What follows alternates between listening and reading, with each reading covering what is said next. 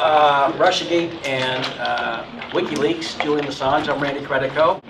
And we have a few more speakers that will be here a few minutes late. Max Blumenthal came all the way up from DC, as did Ray, and Dennis Bernstein came all the way from the Bay Area. So you have a very special panel. I'm not going to do as much talking as I normally do. I have a comedy show at 3:30, so if you wanted to see me talk then about Russiagate, I'll be happy to try to do comedy. And this, I haven't done a comedy show in like a year now. I've lost my sense of humor, I think. Well, I'm peripherally involved in this whole Russiagate, and that's the reason why they asked me to put one together. I normally just do a comedy show. So with that said, I'd like to begin. If Mark Crispin Miller comes in, have him sit right up here. Okay? I'd like to begin with Dennis Bernstein, who worked with me on when I lost my job at WBAI, a former radio station in New York City. Dennis brought me in as a refugee, basically, and we continued the Assange series. We did 20 shows together, all together, maybe 22 now. And if you want to get that 22 piece set, the Assange Countdown to Freedom, I would say get it from KPFA, because there are people over the last year who have ordered it all over the world, and they still haven't received it going through WBAI. So I would say you call up KPFA, they always get it out on time. Because they always complain to me that they don't get it. In fact, I was at the White House Correspondents' Dinner, and two writers from the Daily Beast said, we ordered that, and we still haven't got it in 5 months. All right, so now Dennis, one of our guests, regular guests on the Assange series, has been the great John Pilger, and Dennis is going to open up with a statement that John Pilger wrote for this particular event. Just over here? Yeah, if you want to, you'd feel better standing up. No, I don't care. I'm good. Thank you, Randy. Good to see everybody here. Good morning. Nice to see you. Yes, good morning. Afternoon. Thank you for coming to New York. I think we just transitioned. Before I read this, Randy doesn't want this to be a funeral show, but before I read this, I'm going to quote what I did quote on our collective show doing interviews in terms of the plight of Julian Assange, and that was a quote from a sort of an itinerant, illiterate carpenter from Italy who fled Mussolini to end up with the Nazis in Argentina. But he used to say these amazing things, and one of the things that he said was, truth has very few friends. Those few are suicides. And I think about the people who I've seen tell the truth and be persecuted or executed for telling the truth. John Pilger, anybody here doesn't know who John Pilger is, don't raise your hand.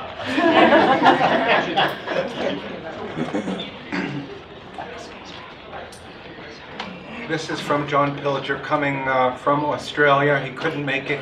He wishes he could be here, but this is what he wanted to say about his friend Julian Assange. Can you come in and let the door close, please? I'd like to.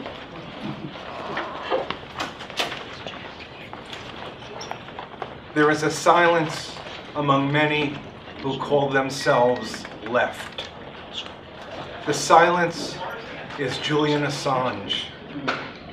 As every false accusation has fallen away, every bogus smear shown to be the work of political enemies, Julian stands vindicated as one who has exposed a system that threatens humanity. The collateral damage video, the war logs of Afghanistan and Iraq, the Cablegate revelations, the Venezuela revelations, the Podesta email revelations. These are just a few of the storms of raw truth that have blown through the capitals of rapacious power. The fakery of Russiagate, the collusion of a corrupt media, and the shame of a legal system that pursues truth-tellers have not been able to hold back the raw truth of WikiLeaks revelations. They have not won, not yet, and they have not destroyed the man. Only the silence of good people will allow them to win. Julian Assange has never been more isolated. He needs your support and your voice. Now more than ever is the time to demand justice and free speech for Julian. And that's a big thank you from John Pilger, and thank you all. Thank you, John. Thank you, Dennis. All right.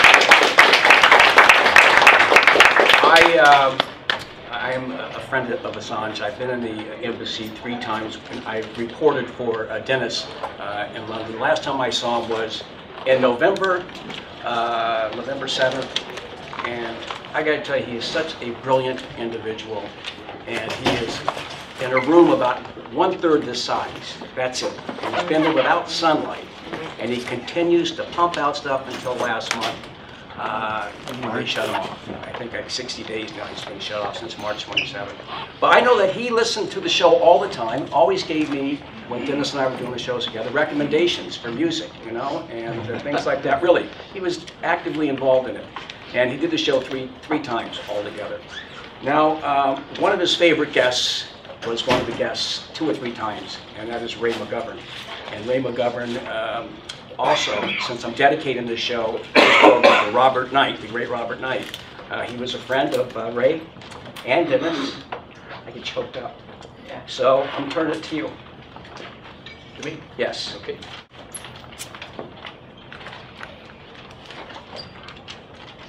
Nice round of applause for Ray McGovern. Yes.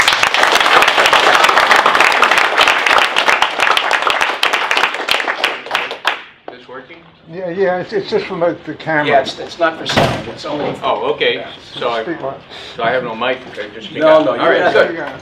stentorian voice. All right. Well, I was telling Randy before that I'm conflicted because he's been subpoenaed so many times that I have subpoena envy. All they do is beat me up. They never subpoena me. I don't know. Bring the Fifth Amendment with you when you go down. I'd like to just focus on one aspect of the WikiLeaks business, and Julian Assange, who I'm proud to call a friend. I've been in the embassy a handful of times. Last time was 4 days before the November election in 2016. He was completely washed out, but you could sense a feeling of accomplishment. He'd done everything he could to make sure that he got raw information out that was truthful information, which is what he trades on, okay? And John Pilger had been given the mission to shop around an interview that they had done earlier that day. It must have been like November 4th or 5th, I guess. And John couldn't sell it. He couldn't give it. BBC wouldn't take it. Nobody wanted it. And so RT, of course, took it. That was the least favorable option just because of you know what. But Julian was feeling really good. We had a beer. We didn't spend a lot of time together. He told me that he was going to be washed out. And I don't think he or anybody else that had their head screwed on right really expected what happened a few days later when Hillary won. I was in Germany at the time. You should have seen the German anchors trying to cope with the returns that came in Germany about 3, 4, 5 in the morning. So what I'd like to do is go back to the notion of Russiagate, which starts with None of that. With Vladimir Putin, right? He's sitting around and he's watching the campaign 2016. And he's got his associates around. He says, "Wow, this Trump guy, he's unpredictable." And he brags about being unpredictable.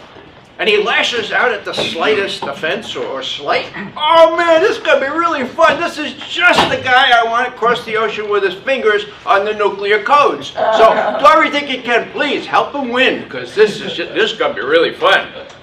Give me a break. That's the major premise, guys. That's the major premise. That makes no sense. I've been watching Soviet and Russian leaders for 55 years, ever since I left this wonderful, beautiful town, okay? And what they expect, what they want, what they ideally hope for is predictability. Even Hillary was more predictable. Not that she would have been any better.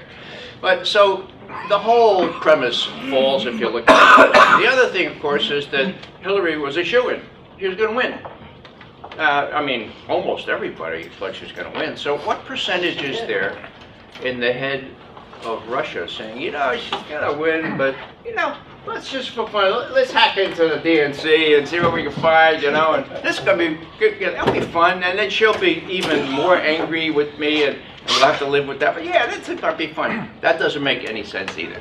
Now, we know from the two of our veteran intelligence professionals for sanity folks who were former technical directors at the National Security Agency, okay, that everything is collected. And they couldn't really say that until Snowden came out and said, everything's collected, and here are the, we used to call them view graphs, here are the slides, okay? And it shows exactly how they are connected, how they are collected.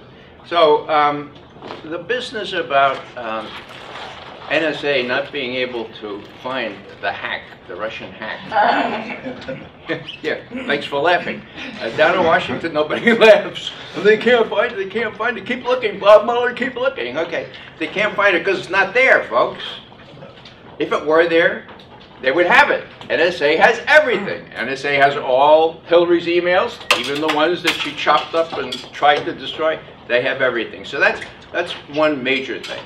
And the other consideration to remember in all this, and explains why the deep state felt that they could play fast and loose with the law and the Constitution, is because Hillary was gonna win. All right. Now nothing is explainable unless you accept that they felt, no, look, we can do insurance policies, we can take real liberties with what the Department of Justice or what the FBI usually does, and you know, Hillary's going to win, so instead of being put in jail, we're going to get a special commendation award. That's what they thought. Now, Obama was a tool of John Brennan.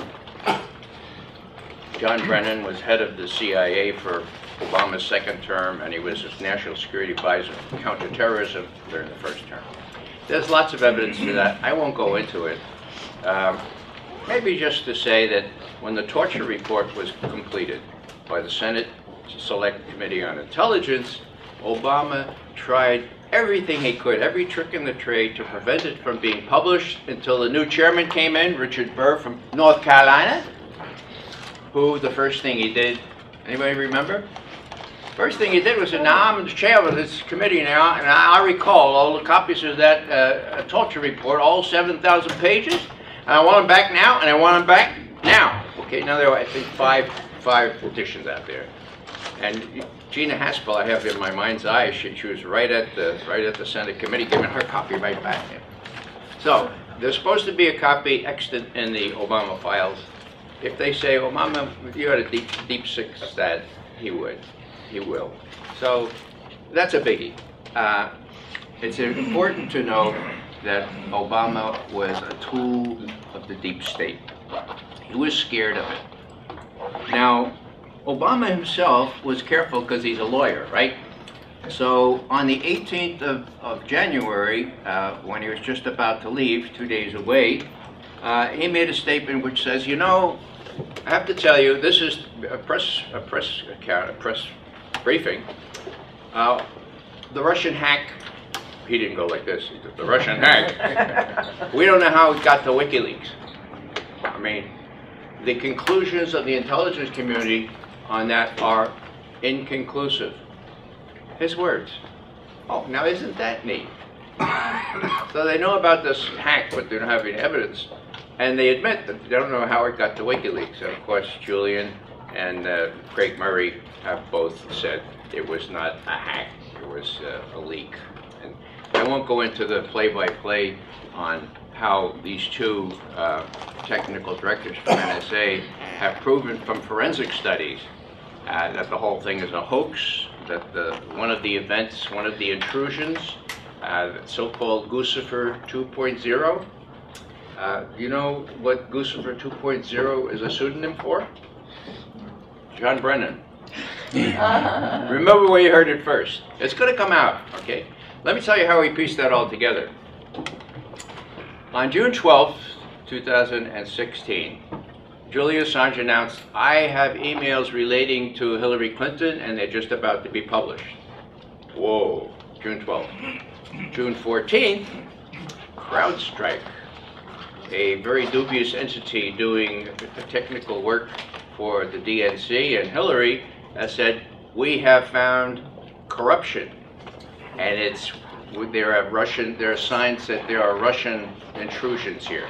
That's the 14th. On the 15th, Guccifer 2 arises out of the ashes and says, yeah, we did it, and we're working for WikiLeaks. Now give me a break.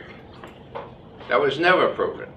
And the metadata that we got on another leak that was highly advertised as a Russian leak just doesn't pan out. There's no evidence to that at all. So we're going to dismiss that. We can talk about that later if you have questions. But what I'd like to move to, the major event here, is March of 2017, and it's called Vault 7. Anybody heard of Vault 7? Yeah. Whoa, that's good. Nobody down in Washington has.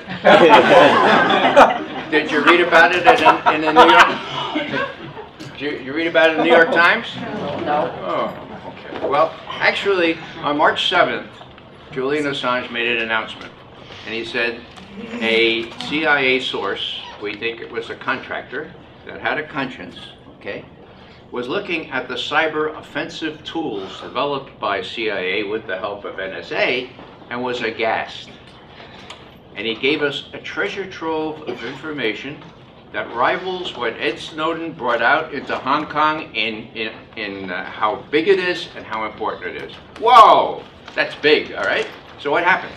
Well, the Times did notice on March 7th that one of these tools allows somebody to take control of your car, your computerized car, and make it go 100 miles an hour, okay, and kill you, okay. Oh, that was neat. Did that ever happen? Anybody? Yes. When did it happen? Hastings. Hastings. You know, you don't have to be conspiracy theorists to see how these tools work, right? Now, by the way, conspiracy theorists, that's what Alan Dulles used. When people said, wait a second, we think the CIA may have been involved in JFK's assassination, he said, conspiracy theorists, conspiracy theorists, conspiracy theorists, and he succeeded in branding everyone, and we all know now, at least I know, to my satisfaction, that the CIA was deeply involved in the assassination. So conspiracy theorists has been around since then. Do not blanch before it. So what happened? Well, on the 7th, the Times did hold a little story, and then there was another story, talked about a, not a Sanyo, but what's a South Korean? Samsung. Yeah, Samsung. Be like behind the times here. TV, and what did that TV do? When it ostensibly was off, it allowed, it recorded every conversation that went on in your bedroom or wherever it was placed, okay? Now, this is the big one. On March 31st of 2017, I get a call, 7:15 in the morning. Oh, Mr. McGovern, this is RT. Can you come in? Can you come in? I said, come in? You never called me this early. You called me around noon. What? You're not even open yet. You got to come in. We got Eurovision. What's going on? We'll send you the link. So I send the link. It's Vault 7, Part 3, called Marble Framework. Now, what does that do? That allows the cyber tool in CIA's possession to intrude into a computer system or a server, disguise, the word is used, is obfuscate. Some of my old friends there in CIA know these big words. Obfuscate who hacked in, and then leave telltale signs like, oh, well, it showed that they worked in 5 languages: Persian, Arabic, Chinese, Korean, and Russian, Cyrillic. So, wow, that was interesting, right? So, I looked at that, I said, that is interesting. And I had to get in there by 9 o'clock. So here I am driving in the carpool lane, you know, alone, you know, for the cause, right? And I said, what am I going to say? What am I going to say? So You call Bill Binney, right? And he tells you what to say. No, it's very easy. That's the beauty of having this veteran intelligence professionals representing. You've got specialists that won't quit in very, very different areas, and of course,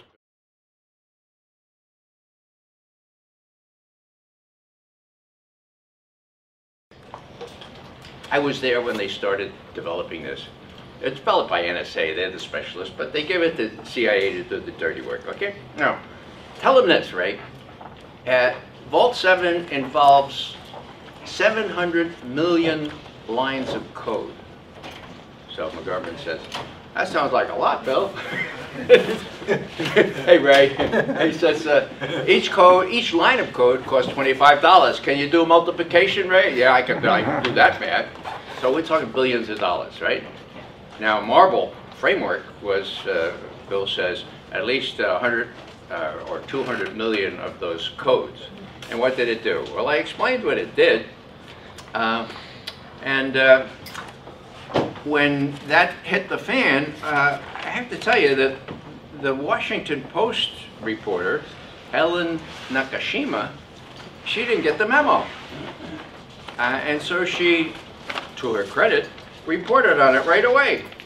She said, headline, Washington Post the next day, WikiLeaks' latest release of CIA cyber tools could blow the cover on agency hacking operations. Whoa! She pointed out that the obfuscation tool could be used to conduct forensic attribution double game or false flag operations. Okay? Now, why do you suppose this didn't appear in the New York Times? Or after that one, after Ellen Nakashima got the memo in the Washington Post, why do you suppose it appeared anyway? Well, it's very clear. The mainstream media goes to CIA and says, should we report this? And they say, no, don't report this. You know, people aren't real smart, but they might say, oh, there was a hack in the DNC. Oh, and there were telltale signs in Cyrillic. Ah, yeah, like the name of the first head of the KGB, Felix Semunovich Dzerzhinsky. Wow. They might say, oh, I wonder, could it be possible that these cyber tools in the arsenal of CIA were really responsible for this? Bill Binney and I, we can't argue from flat fact here. It's not as we can prove that the hack didn't. We can prove that hack didn't happen by the principle of physics called fluid dynamics. Okay, you can't get so much more stuff through a pipe through an internet that it will tolerate. But this one, we're pretty convinced that it was. Well, we say did it. The Directorate for Innovation Technology at the CIA, created by John Brennan the year before 2015. So, where does this leave us? Well, it leaves us with an explanation as to why James Comey thought, well, you better not send his specialists in to look at the DNC computers, because, my God, what would they find? What might they find? They might find Marble framework, huh? So it explains a lot of things, and it's very disconcerting to think that Comey was in on this whole thing. He knew about it. He knew if he sent his experts there to look at the DNC computers, they would come back and say, Mr. Comey, my God, you won't believe what we found in here. We can't figure it out. Should we go to NSA to task? No, don't go to NSA. Don't go to NSA. So that's as phony as it is. And so from the conceptual framework of the Russians, I can't believe that they could have approved or favored Trump, to the nitty-gritty on the technical front, which we have real experts to tell us the truth, to the whole business about how they're playing Russiagate now and how everyone knows that the Russians intruded. It's a pretty sad story, and people like me who have this old-fashioned view from our intelligence analysis experience that it's really good to find out what the truth is, okay, no matter what it is, you know. Well, people say, well, you must be favoring Trump. I think, my God, yeah, Trump is the worst president the United States ever had. But if you don't have enough reason to get rid of him on all these other things, including the fact that my grandchildren, 9 of them, will not have clean air to breathe or clean water to drink when they're my age, if you can't get rid of this guy without a phony setup here, like Russiagate, then, you know, there's no hope for you. So maybe I'll quit there because I've got around 15 Well, we minutes. got another few people. Thank you, Ray. We'll get back. Lived all their lives and worked hard all their lives, and all people want is some human dignity and respect when they've worked all their lives in this system. And what this system gives us is a bunch of crap. Pardon my language, it's a bunch of crap. The politicians now, the big business leaders, all that comes out of their mouth is lies and lies. They've lied about the war, and they're lying about the economy. All they're doing is trying to bail themselves out. That's what they're trying to do. And we're left paying the bill, and we're left hungry, and we're left homeless. This is what capitalism is all about. But you know what? The rich get richer and the poor get poorer until we organize to do something about it.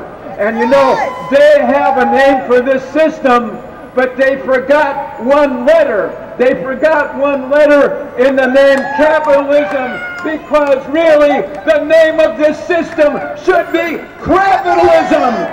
That's what it is.